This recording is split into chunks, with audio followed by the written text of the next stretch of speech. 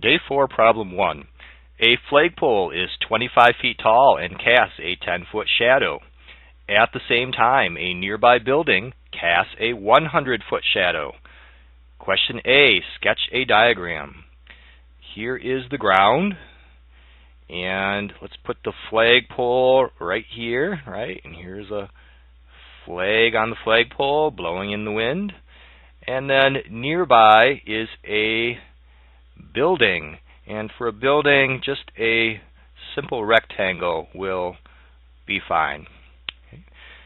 If we put the sun up in the sky to the upper right, then the flagpole will cast a shadow to the left on the ground, and the building's shadow will also be to its left on the ground. Okay.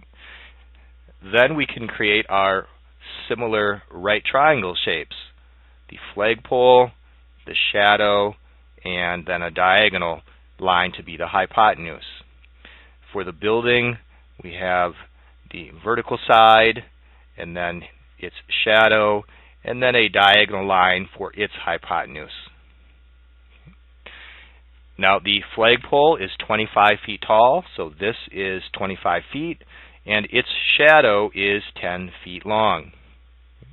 The building, we do not know how high it is. We can call that X, and its shadow is 100 feet long. And so this diagram of the two right triangles, which are intended to be the same shape, they're similar triangles, although this one is larger, is part A. Now for part B, use a proportion to find the building's height. So I'm going to create a proportion by making an equation that has a ratio on the left side and the right side. For the ratio that's to the left of the equal symbol, let's look at information we know about the flag. A 25-foot tall flagpole at this time of day has a 10-foot shadow. And then in turn, a building which is X feet tall has a 100-foot shadow. Here is our proportion. Okay. If there are any patterns that we can observe between the height compared to the shadow, or perhaps the shadow of the one object compared to the shadow of the other object, that can make it faster to solve this proportion. I do notice a relationship. Looking at the denominators, if this is 10 and this is 100, I can determine that the shadow of the building is 10 times longer than the shadow of the flagpole. And that same relationship will be true about the heights of the two objects. And so using that pattern, we can find our solution for X by going 25 times 10. That's going to make the answer for X 250. And so the height of the building is 250 feet. Now day 4, problem 2. A cone has radius 8 millimeters and slant height 20 millimeters. Sketch a picture. So here is a picture of a cone.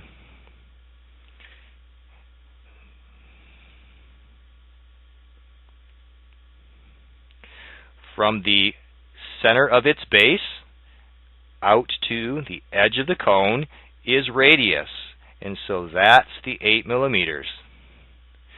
Now from the point straight down to that center is the height of the cone, and sometimes we're given a value for the height of the cone, but not in this problem.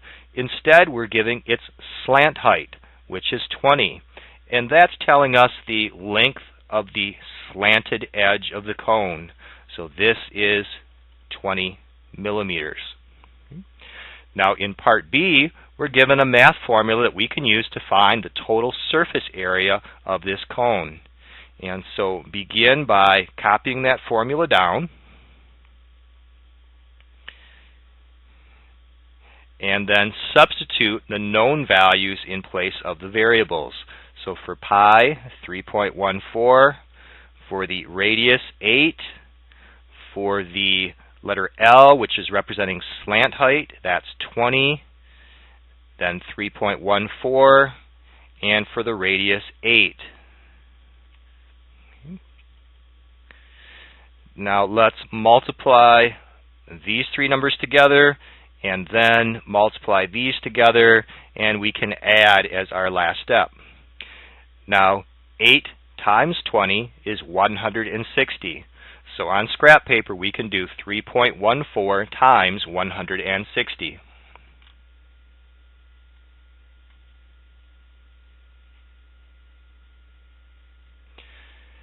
I'm going to begin with 0 because of this 0, and then jump over and start multiplying by the 6. So 6 times 4 is 24, carry 2. 6 times 1 is 6, plus 2 is 8, and 6 times 3 is 18. Start our next row with 2 zeros. 1 times 4 is 4, 1 times 1 is 1, and 1 times 3 is 3. And add together.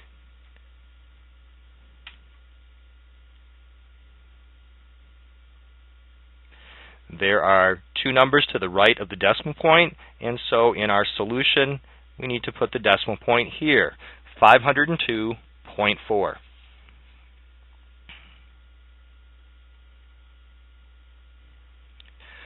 Now this part here, 8 squared is 64, so on the scrap paper let's figure out 3.4 times 64. 3.14 times 64. 4 times 4 is 16, carry 1. 1 times 4 is 4, plus 1 is 5. 3 times 4 is 12. Start the next row with 0. 6 times 4 is 24, carry 2. 6 times 1 is 6, plus 2 is 8.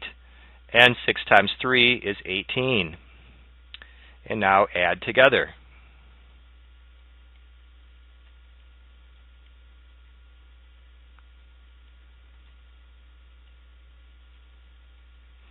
There are two numbers to the right of the decimal point, so the decimal point must go here, 200.96.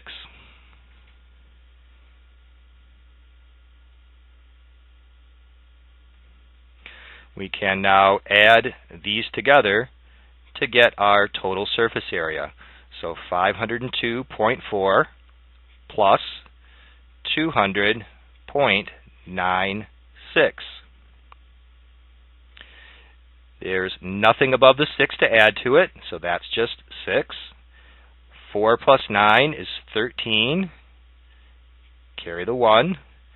1 plus 2 plus 0 is 3. 0 and 0 is 0. And 5 plus 2 is 7. Our answer for S, which is representing the total surface area of this cone, is 703.36 square millimeters.